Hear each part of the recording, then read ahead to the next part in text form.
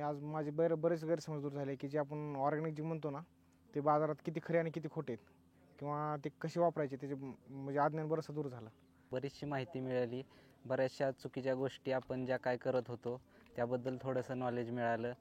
जे आपण रासायनिक शेती करतो त्यासाठी खूप असे पैसे जातात, तर याच्यातनं एक समजलं की आपण जी शेती करू शकतो तर त्या रासायनिक शेतीला जर 70 ते 80% खर्च होत असेल तर यामधून बायोमीच्या ट्रेनिंग म्हणून असं कळलं की आपण तीच कॉस्टिंग 30 ते 40% पर्यंत बसू शकतो. जीवाणू आणि बुरशीनाशकाचं जे कॉम्बिनेशन आहे ते आधी उत्तम सांगितलं आणि जीवाणूची जी गरज आहे शेतीला ती खूप सोप्या भाषेत आणि एकदम साध्या भाषेत सरांनी सांगितलं. It improves the knowledge of the people. आणि काही गोष्टी झाल्या शेतामध्ये, समजा उत्पन्न वाढत नाही किंवा काही प्रॉब्लेम्स आले, एखादी कीड आली, त्याला उपाय काय इमिडिएटली आपल्याला समजत नाही. तर ह्या गोष्टीमुळे आणि कुठली खतं कधी वापरावीत याचा पण आपल्याला काही अंदाज येत नाही. तर ह्या ट्रेनिंगमुळे सगळ्यांचं नॉलेज एनलाइटन झालेलं आहे.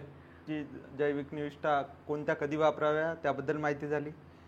रासायनिक खताचा शेतीमध्ये वापर म्हणजे मला वाटलं होतं योगदान त्याचं 50-60% असेल, पण इथे आल्यावर माहीत झालं 3-4% आहे. ते खूप महत्त्वाचं होतं माझ्यासाठी.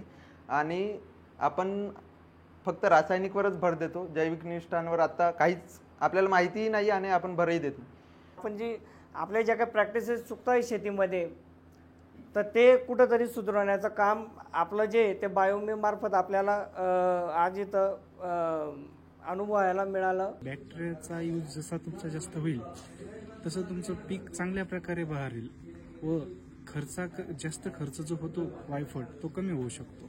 आता सध्या जी मार्केटला बघतो बुरशीनाशकची लेवल जी काही प्राईज आहे ती हाय लेवलला गेलेली आहे.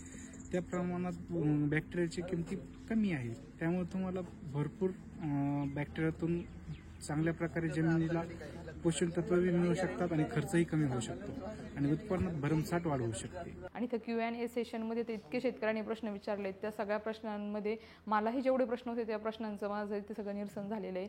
आणि आज असं म्हणता येईल की मी खऱ्या अर्थाने इथे कृषी रसायनामध्ये साक्षर झालेली आहे.